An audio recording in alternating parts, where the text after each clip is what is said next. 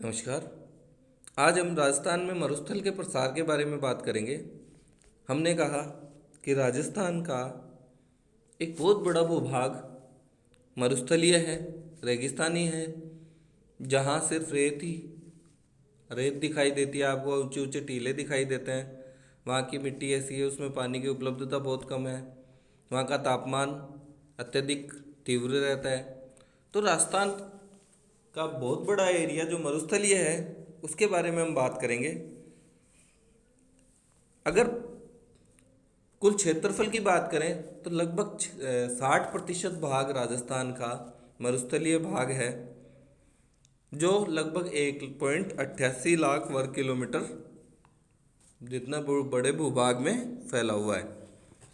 आप देखेंगे विश्व में, आप अगर विश्व के नक्शे पर नज़र डालेंगे तो हो सकता है इससे आपको इसके बराबर या इससे कुछ छोटे तो देश ही मिल जाएं, जितना हमारे यहाँ पे मरुस्थलीय एरिया है।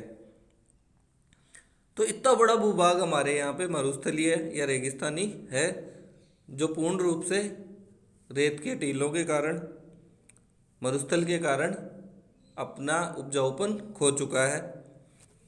अब इसमें ज़िले जो आते हैं, लगभग देखिए आप, जैसलमेर, बाड़मेर, जोधपुर, जालौर, पाली, बीकानेर,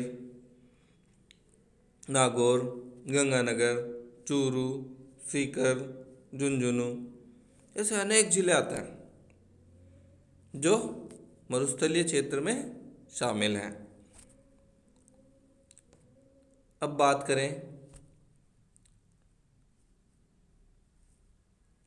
इस क्षेत्र में बारिश की, अगर हम बात करें तो बारिश 20 से 50% तक की बारिश, जो 20 से 50 सेंटीमीटर की बारिश होती है, जो बहुत अपने आप में कम बारिश का प्रतिशत है अन्य एरिया के मुकाबले में।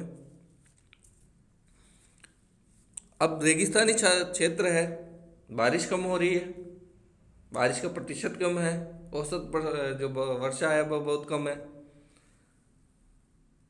और कुछ एरिया तो ऐसे हैं, जैसे जैसलमेर के इंटीरियर एरिया हैं जहाँ बिल्कुल रेगिस्तान है, वहाँ तो 10 सेंटीमीटर बारिश होती है। अब 10 सेंटीमीटर बारिश में तो आप रेगिस्तानी इलाकों में आप ये मान के चले कि पेयजल की आपूर्ति ही नहीं हो पाती। अब इसकी समस्या क्या आती है?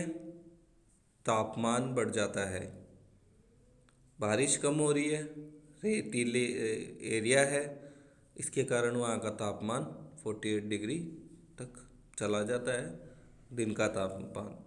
और इसके विपरीत देखिए, सर्दियों का जो टेम्परेचर है वो -3 तक चला जाता है। मतलब गर्मी भी बहुत ज़्यादा और सर्दी भी बहुत ज़्यादा।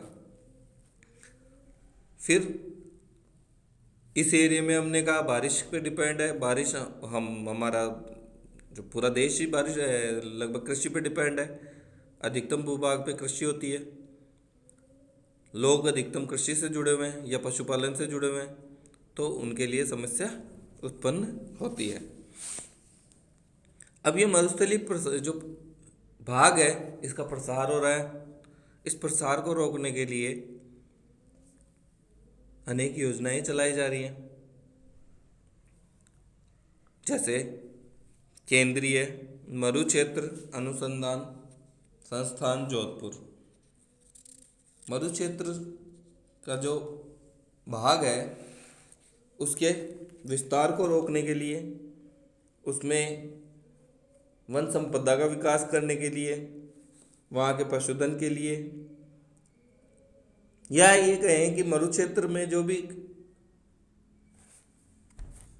विकास की क्रियाएं हैं, सिंचाई की उपलब्धता है, वहाँ क्या अनुसंधान किए जा सकते हैं, क्या उपलब्धता सुनिश्चित की जा सकती है वहाँ पे, जहाँ ताकि वहाँ के लोगों को रोजगार उपलब्ध कराया जा सके, वहाँ का माहौल डेवलप किया जा सके, सिंचाई का माहौल डेवलप किया जा सके। इसके लिए जोधपुर में एक संस्थान स्थापित किया गया है, केंद्रीय मरुक्षेत्र अनुसंधान, जो जोधपुर में है। फिर बात करें मरुस्थल वृक्षारोपण अनुसंधान केंद्र। मरुस्थलों में हमने कहा मरुस्थल का आप क्या कर सकते हो, उसको हरा भरा बना सकते हो। भाई रेतीली ज़मीन है, आप वहाँ पे पानी की उपलब्धता सुनिश्चित कीजिए, तो हो सकता है वहाँ पे पैदावार होने लग जाए, वृक्ष उगने लग जाए। तो पहला तो आपको काम करना है वहाँ पे सिंचाई के साधन उपलब्ध कराए जाएं। दूसरा आपको काम करना है, सिंचाई के साधन अगर उपलब्ध हो गए तो आपको वहाँ पे वनों के प्रतिशत को बढ़ाना है, और वो वनों का प्रतिशत हमेशा वृक्षारोपण से बढ़ेगा, और वृक्षारोपण से बढ़ने के कारण आप इस वनों के प्रतिशत को बढ़ा सकते हैं। फिर बात करते हैं केंद्रीय रेगिस्तान विकास बोर्ड। जैसे हमने पिछली क्लास में बात की थी कि बहुत सारे कार्यक्रम चलते हैं, और जब तक इन कार्यक्रमों में कोऑर्डिनेशन नहीं होगा तब तक कोई भी योजनाओं का क्रियान्वयन सफलतापूर्वक लागू नहीं हो पाएगा। तो ये जो कार्यक्रम चल रहे हैं उनमें ही एक कार्यक्रम है केंद्रीय रेगिस्तान विकास बोर्ड। वही बात है, मरुस्थलीय जो भाग हैं उनके विकास कैसे किया जा सके उसके बारे में ये देखते हैं। फिर हमने कहा इंदिरा गांधी नहर परियोजना विश्व की सबसे बड़ी नदी घाटी परियोजना है जो मरुस्थलीय क्षेत्र को विकसित करने का काम कर रही है। कब प्रारंभ हुई? 1956 में।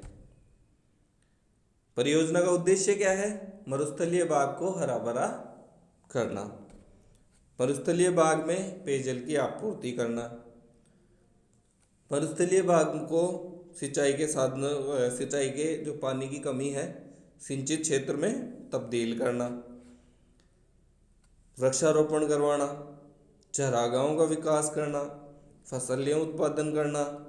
अब ये सब होगा तो सीधी सी बात है रोजगार की उपलब्धता मिलेगी लोगों को, मरुस्थल का प्रसार कम होगा तो वहाँ का एनवायरनमेंट हरा भरा होगा, तो वहाँ का एवरेज टेम्परेचर कम होगा जो अधिकतम 48-50 डिग्री तक भी चला जाता है कभी कभी।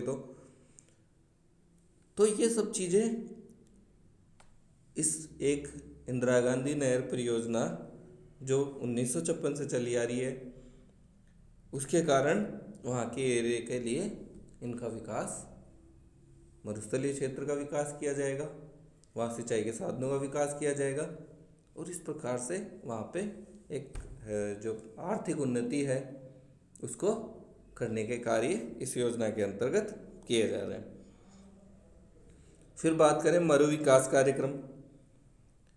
इस कार्यक्रम का प्रारंभ हुआ था 1977-78 में, जो वर्ष था 1977-78 उसमें हुआ था। इसमें क्या होता है, पहले ये केंद्र सरकार इस पे 100% अपना कंट्रीब्यूशन देती थी, फिर उसमें केंद्र सरकार ने अपना कंट्रीब्यूशन कम कर दिया, राज्य सरकार ने अपना कंट्रीब्यूशन आधा किया। इस कार्यक्रम में वही बात है, मरुस्थलीय क्षेत्रों में पर्यावरण में सुधार करना, वृक्षारोपण करवाना, बहुत सारे वो जो पिछली हम क्लासों में भी देख रहे हैं और पिछले पॉइंटों में भी हमने डिस्कस किया है, उसके साथ साथ रोजगार के अवसर विकसित करना। अब यह कार्यक्रम जोधपुर, जैसलमेर, जालौर, झुंझुनू, बीकानेर, बाड़मेर, चूरू, पाली, सीकर, नागौर, गंगानगर आदि जिलों में क्रियान्वित हो रहा है।